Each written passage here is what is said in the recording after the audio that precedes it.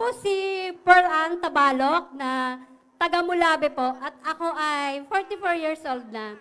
Ang aking ibabahagi sa inyo o i-share sa inyo ay ang aking dating buhay. Simula po nung 16 years old ako, natuto na po ako ng bisyo, manigarilyo at uminom ng alak. Isa pa, yung ipinagbabawal pong gamot.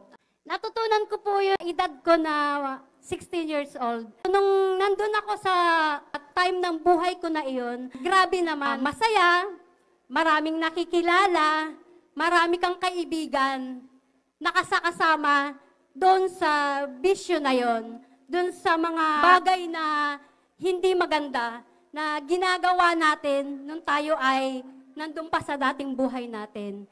So yun, 16, 17, 18 hanggang 22, 23 yan. Nandun ako sa kadiliman ng buhay ko nung mga araw na yon. Early 30s ko po, nandun pa rin po ako sa buhay ko na yon. Alak, sigarilyo, nga po yung ipinagbabawal na gamot. Dahil sa gumagamit ako noon, dahil business-minded po ako, ginawa ko pong negosyo. Nagbenta po ako. So yun yung buhay ko hanggang sa early 30s po ako. And then, ito po yung encounter ko naman po kay Jesus Christ.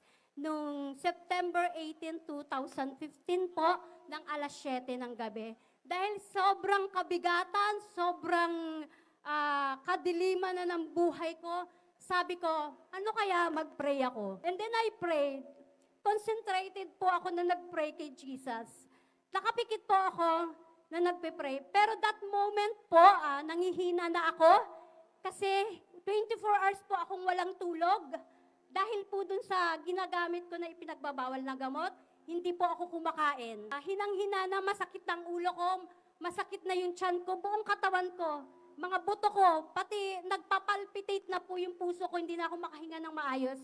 Kaya tumawag po ako sa ating Diyos na dakila. Tinawag ko si Jesus na tulungan niya ako. Nanalangin ako sa Kanya, nakapikit ako, gising na gising ako, hindi ako natutulog. Bigla siyang dumating sa may gilid ko. Dahil sa moment na yon, masakit po yung buo kong katawan, pati yata espiritu ko masakit. Kaya sabi ko, Jesus Christ, pagalingin mo po ako.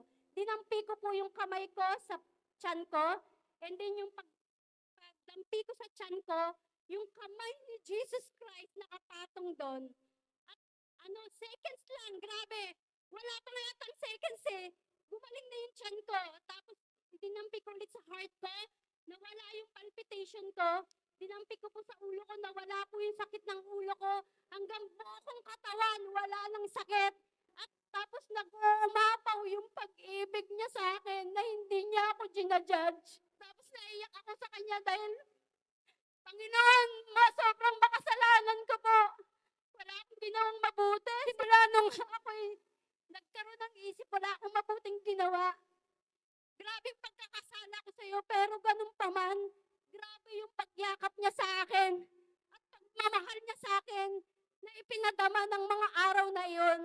At ang pakiramdam ko nga sa mundo before, bago ko ma-encounter ang Panginoong Jesus, may hinahanap-hanap ako na alam kong hinahanap-hanap niyo rin yung pag-ibig na hindi bibigay ng tao.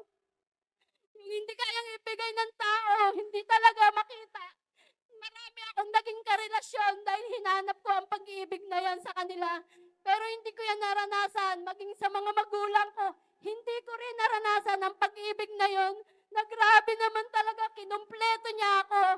Para akong isang puzzle na kulang ng isa. Yung naranasan ko si Jesus nung araw na yon, naging kumpleto ako hanggang sa mga oras na ito. Kaya palagi akong tumatakbo sa Kanya. Pag may pinagdadaanan ako, pag mabigat na, lagi akong tatakbo sa Kanya. Walang ibang tatakbuhan, si Jesus lang. I-share ko lang po ang verse na ito. Ito ay binigay sa akin ni Jesus February 12 this year.